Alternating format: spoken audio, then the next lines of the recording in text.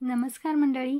तर आज आपण आपल्या किचनमध्ये खूप टेस्टी आणि अतिशय रुचकर अशी वांगी दम बिर्याणी कशी बनवायची हे पाहणार आहोत. तर ही वांगी बिर्याणीची कृती आपण स्टेप बाय स्टेप पाहणार आहोत. तर ही वांगी बिर्याणी चवीला अतिशय छान लागते आणि मस्त अशी त्यामधील जी वांगी आहेत ती शिजली जातात आणि बिर्याणीची जी चव आहे ती अप्रतिम अशी लागते. बिर्याणीमधील राईस मोकळा असा होतो, पण बिर्याणी अजिबात कोरडी होत नाही, तर ती अगदी रसरशीत अशी होते. तर वांग्यामध्ये जी ग्रेव्ही आपण बनवलेली आहे तीच खूप छान आहे, त्यामुळे बिर्याणीला टेस्ट अगदी छान येते. तर नमस्कार मंडळी, मी ज्योती तुम्हा सर्वांचं ज्योती स्वादिष्ट किचनमध्ये खूप खूप खूप स्वागत करते. वेळ न घालवता रेसिपीला सुरुवात करूया. तर इथेही मी अर्धा किलो वांगी, काठेरी वांगी आहेत, तर ही अर्धा किलो इतकं घेतलेली आहेत आणि ती व्यवस्थित अशी चिरून घेतलेली आहेत. आतमध्ये कीड वगैरे आहे का हे चेक केलं आणि वांगी कापून आपण पाण्यामध्ये ठेवलेली आहेत. तर इथे मी अर्धा किलो होईल इतका बासमती बिर्याणी तांदूळ घेतलेला आहे. तर हा स्वच्छ असा धुवून घ्यायचा आहे. तर पहिल्यांदा धुवून घेतल्यानंतर पाणी नितळून घ्यायचं आणि पुन्हा एकदा यामध्ये पाणी घालून तांदूळ स्वच्छ असा धुवून घ्यायचा. 2 वेळेला हा तांदूळ स्वच्छ धुवून घेतल्यानंतर यामध्ये आता पाणी घालून हा अर्ध्या तासासाठी आपण बाजूला ठेवून द्यायचा. तर एका कढईमध्ये आता मी तेल घेतलेलं आहे आणि यामध्ये आता आपण कांदा आहे तो तळून घेणार आहे. तर त्यासाठी 4 ते 5 मीडियम आकाराचे कांदे उभे कट करून घेतले आणि आता हे पूर्ण कांदे आपण तळून घेणार आहोत. तर हा कांदा अगदी हाय फ्लेमवरतीच तळायचा. तर इथे हा साधारण 5 ते 6 मिनिटांनंतर कांदा अशा पद्धतीने तळून झालेला आहे. आता याचा जास्त कलर डार्क करायचा नाही. गरम कांदा बाहेर काढल्यानंतर तो गरम असल्यामुळे अजून याचा कलर आहे तो डार्क होतो. तर असा कांदा झाल्यानंतर तो बाहेर काढून घ्यायचा. तर वांगी मॅरिनेट करणार आहे त्यासाठी लागणारं साहित्य, तर इथे 400 ग्रॅम इतकं हे दही घेतलेलं आहे, तळलेला कांदा, इथे जिरे पावडर आहे ते 1.5 चमचा घेतलेला आहे, गरम मसाला 1.5 चमचा, काश्मीरी लाल तिखट 2 चमचे, चवीपुरतं मीठ, अर्धा चमचा हळद आणि धणे पावडर 2 चमचे. तर हे मॅरिनेट करण्यासाठी लागणारं साहित्य आहे आणि फ्रेश अशी कोथिंबीर आपण इथे घेतलेली आहे. तर सर्वात आधी आता वांगी मॅरिनेट करणार आहोत. तर त्यासाठी दही इथं घेतलेलं आहे 400 ग्रॅम. तर दह्यामध्ये आपण हळद पावडर घालून घेतली, त्यानंतर गरम मसाला, जिरे पूड, धने पावडर, लाल तिखट आणि 1 चमचा मीठ घालून घेतलेला आहे. फ्रेश अशी हिरवीगार कोथिंबीर घालून घ्यायची. इथे माझ्याकडे पुदिना अवेलेबल नव्हता, पुदिना तुम्ही यामध्ये वापरू शकता. तळलेला कांदा घालून घेतला आणि आता संपूर्ण हे मिश्रण आहे ते आपण हलवून एकजीव करणार आहोत. तर अशा पद्धतीनं हे संपूर्ण मसाला आपण हलवून घ्यायचा.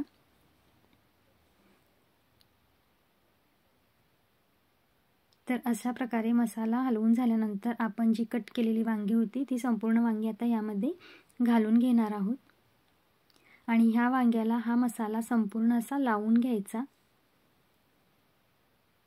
तर वांग्याला आपण जे चिरलेलं आहे यामध्ये हा मसाला गेला पाहिजे आणि हे वांगे आहेत ते आपण 20 मिनिटासाठी झाकून अशीच बाजूला ठेवणार आहोत.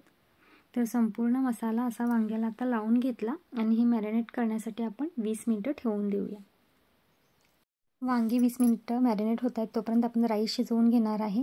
तर यातील पाणी संपूर्ण नितळून घेतलेलं आहे मी.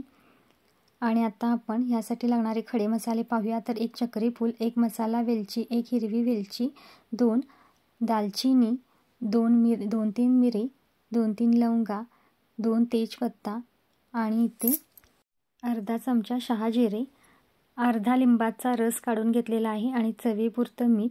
तर तांदूळ शिजवण्यासाठी भांड्यामध्ये 2 तांबे पाणी उकळत ठेवलं होतं. पाण्याला चांगली उकळी आल्यानंतर यामध्ये खडे मसाले घालून घ्यायचे. अर्धा लिंबाचा रस घालून घेतला. लिंबाच्या रसामुळे तांदूळ असतो तो पांढरा शुभ्र होण्यास मदत होते. यामध्ये आता थोडीशी कोथिंबीर घालून घ्यायची आणि तांदूळ आपण भिजवला होता तो संपूर्ण तांदूळ आता ह्या पाण्यामध्ये घालून घ्यायचा आहे. तांदूळ संपूर्ण घालून झाल्यानंतर एकदा हे व्यवस्थित हलवून घेतलं आणि आता यामध्ये आपण 1 चमचा होईल इतकं मीठ घालून घेतलेलं आहे। संपूर्ण मीठ ह्या भाताला लागत नाही, तर पाणी आपण नितळल्यानंतर ते मीठ पाण्यासोबतही निघून जातं, त्यामुळे मीठ यामध्ये 1 चमचा होईल इतकं घातलेलं आहे। तर एक 70% 80% इतका भात आपल्याला हा शिजवायचा आहे, जास्त अगदी मऊ करायचा नाही। तर इथे पहा, एक 5 ते 6 मिनिटानंतर बरोबर हा भात 70-80% होईल इतका शिजलेला आहे। गॅस बंद करायचा आणि एका चाळणीवरती आपण संपूर्ण तांदूळ आहे तो नितळून घेणार आहोत।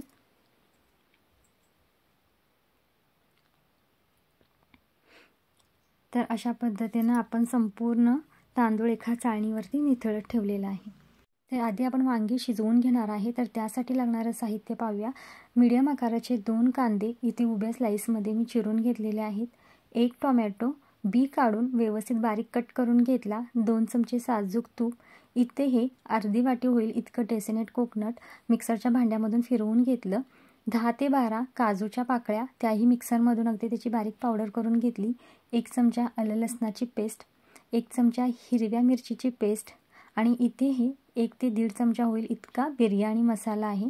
काही खडे मसाले लागणार आहेत, त्यासाठी 1 चक्री फूल, 2 दालचिनी, 1 मसाला वेलची, 2 हिरव्या वेलच्या, 1 तेजपत्ता, 2 ते 3 मिऱ्या, 2 लवंगा आणि दगडफूल आपण अगदी थोडं घेतलेलं आहे। तर हा मसाला लागणार आहे। तर त्यासाठी कढईमध्ये मी 1-2 चमचे तेल घेतलेलं आहे आणि त्यामध्येच आपण साजूक तूप आहे 2 चमचे घेतलेलं ते घालून घेणार आहे। हे व्यवस्थित गरम झाल्यानंतर आपण यामध्ये सगळे खडे मसाले घालून घेणार आहोत। खडे मसाले 1 मिनिट फ्राय झाल्यानंतर आपण यामध्ये संपूर्ण कांदा आहे बारीक उभ्या स्लाइस करून घेतलेला तो घालून घ्यायचा आणि कांदा अगदी मऊ होईपर्यंत भाजून घेणार आहोत। गॅसचा फ्लेम मीडियम करायचा आणि कांदा अगदी छान मऊ होईपर्यंत परतत राहायचा। तर मीडियम गॅसवर 2 ते 3 मिनिटानंतर कांदा अगदी मऊ झाला की मग आपण यामध्ये बारीक कट केलेला टोमॅटो आहे तो संपूर्ण टोमॅटो आता यामध्ये घालून घ्यायचा आणि टोमॅटो आणि कांदा पटकन भाजण्यासाठी आपण यामध्ये थोडंसं मीठ वापरणार आहोत, अगदी थोडंसं, जेणेकरून कांदा आणि टोमॅटो पटकन मऊ होतील। आधीच आपण भातामध्ये मीठ घातलेलं आहे आणि वांगी ज्या वेळेला आपण मॅरिनेट केली त्यामध्ये सुद्धा मीठ घातलेलं आहे। तर अगदी टोमॅटो मऊ झाल्यानंतर 1 चमचा आलं लसणाची पेस्ट, 1 चमचा हिरव्या मिरचीची पेस्ट घालून घेतली। डेसिनेट कोकोनट, यामध्ये अजिबात ओल्या खोबऱ्याचा वापर करायचा नाही। काजूची जी आपण पावडर केली होती तीही घालून घेतली आणि यामध्ये आता बिर्याणी मसाला। तर हे संपूर्ण घालून झाल्यानंतर हे व्यवस्थित असं परतून घ्यायचं आणि याचा कच्चेपणा दूर होण्यासाठी आपण 1-2 मिनिटं ह्याला असंच परतून घेणार आहोत अगदी मीडियम फ्लेमवरती। तर बऱ्यापैकी आता ह्याला परतून घेतलेलं आहे, तेल असं छान सुटलेलं आहे। तर असं तेल सुटल्यानंतरच आपण यामध्ये मॅरिनेट केलेली वांगी आहेत ती घालून घेणार आहोत। तर संपूर्ण वांगी आता यामध्ये आपण घालून घेऊया। वांगी घालून घेतल्यानंतर राहिलेला सर्व मसाला सुद्धा आपण आहे तो यामध्ये आता घालून घ्यायचा आणि व्यवस्थित अशी ही वांगी आपण परतून घेणार आहोत। तर यामध्ये अजिबात पाण्याचा वापर करायचा नाही आहे। तर वांगी परतून घेतल्यानंतर आता आपण यावरती 1 ताट आहे ते झाकून ह्याला 5 मिनिटं मीडियम फ्लेमवरती वाफवून घेणार आहोत। तर 5 मिनिटानंतर पहा, तर यातील वांगी आहेत ते आपण पुन्हा एकदा अशी परतून घेणार आहोत। तर 5 मिनिटानंतर मसाला आहे तो कढईला अजिबात चिकटू नये यासाठी ही परतून घेतली। आता पुन्हा एकदा ह्याच्यावरती ताट झाकायचं आणि गॅस पूर्णपणे लो करायचा आणि लो फ्लेमवरतीच आपण ही वांगी व्यवस्थित शिजवून घेणार आहोत। तर 15 मिनिटानंतर हे पहा, अगदी वांगी इथं आहेत ते अतिशय मऊ अशी झालेली आहेत। मी अधूनमधून ताट काढून ही वांगी अशी परतून घेत होती, तर साधारण 15 मिनिटे इतका वेळ लागला ही वांगी अशी मऊ होण्यासाठी। तर अजूनही ही पूर्णपणे शिजली गेलेली नाही आहेत, तर बऱ्यापैकी अशी शिजली गेलेत पण पूर्णतः अशी मऊ शिजली गेलेली नाही आहेत। तर आपल्याला हे असंच पाहिजे आहे, कारण आपण बिर्याणीला दम देणार आहोत। तर त्यासाठी ही वांगी अशीच 80% होईल इतकी शिजवून घेतली। छान अशी मस्त दिसते ही ग्रेव्ही। तर ह्या ग्रेव्हीमुळेच आपली जी बिर्याणी आहे ती अगदी छान रसरशीत होते, अजिबात कोरडी होत नाही आणि टेस्ट तर अतिशय अप्रतिम होते याची। तर ही वांगी आता व्यवस्थित अशी शिजली गेलेली आहेत। तर अगदी छान असा लालसर कलर वांग्यांना आलेला आहे। ग्रेव्ही अगदी अप्रतिम अशी झालेली आहे। ताट आता झाकूया आणि गॅस बंद करूया। तर अर्धा किलो वांगी आणि अर्धा किलो तांदूळ ह्या प्रमाणात 1 किलो होईल इतकी ही बिर्याणी होते। तर एवढं मोठं असं ज्याच्यासाठी मी कढई घेतलेली आहे। आता सर्वात खालचा थर म्हणजे आपण यामध्ये वांग्याचा थर करणार आहोत। तर संपूर्ण वांगी अशी खाली लावून घ्यायची कढईमध्ये, म्हणजे ती अजून मऊ शिजली जातात। किती छान दिसते ही ग्रेव्ही, मस्तच टेस्टला तर अगदी भन्नाट अशी ही बिर्याणी लागणार आहे। तर संपूर्ण वांगी घालून झाल्यानंतर उरलेला संपूर्ण मसाला यावरती घालून घेतला। मस्त अशी ही बिर्याणी होणार आहे। आता वांग्यांचा थर लावून झाल्यानंतर आपण यावरती राईस आहे तो संपूर्ण घालून घ्यायचा। तर तुम्ही ही बिर्याणी करताना आधी वांगी घालून त्यावरती थोडा राईस घालून पुन्हा वांगी घालून थोडा राईस घालून असं सुद्धा हे करू शकता। पण मी आधी वांगी घातली आणि यावरती आता संपूर्ण राईस घालून घेतला। राईस घातल्यानंतर साजूक तूप 1 चमचा यावरून घालून घेतलं आणि अर्ध्या वाटी दुधामध्ये 7 ते 8 केसराच्या काड्या मी 1 तासापूर्वी भिजत घातल्या होत्या। खूप छान याला कलर आलेला आहे। संपूर्ण केसर दूध आहे ते आता यावरून आपण असं घालून घेणार आहोत। ह्याने सुद्धा बिर्याणीला खूप छान अशी भन्नाट टेस्ट येते। तर संपूर्ण केसर दूध आहे ते यावरती घालून घेतलं। तळलेला कांदा खूप सारा आता यावरती घालून घेणार आहे।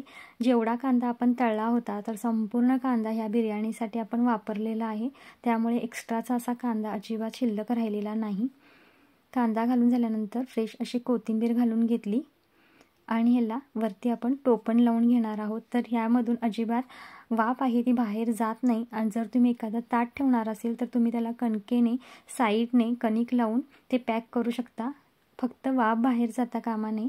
तर अगदी गॅस मी लो केलेला आहे आणि ह्यावरती एक तवा ठेवलेला आहे गॅसवरती आणि तव्यावरती आपण ही कढई आहे ती ठेवलेली आहे। तर साधारण एक अर्धा तास आपण ह्याला छान असा दम देऊन घेणार आहे।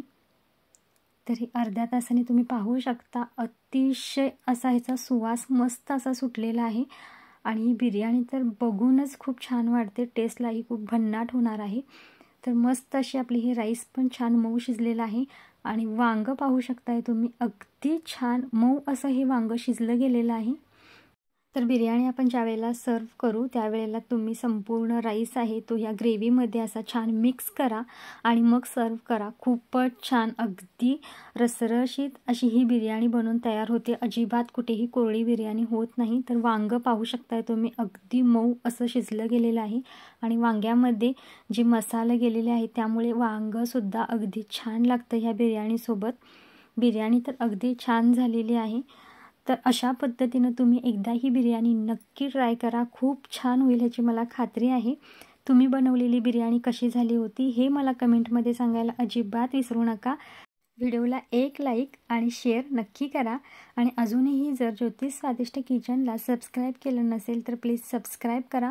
पुन्हा भेटू अशाच नवनवीन झणझणीत चमचमीत आणि स्वादिष्ट अशा रेसिपीसोबत। तोपर्यंत बाय बाय।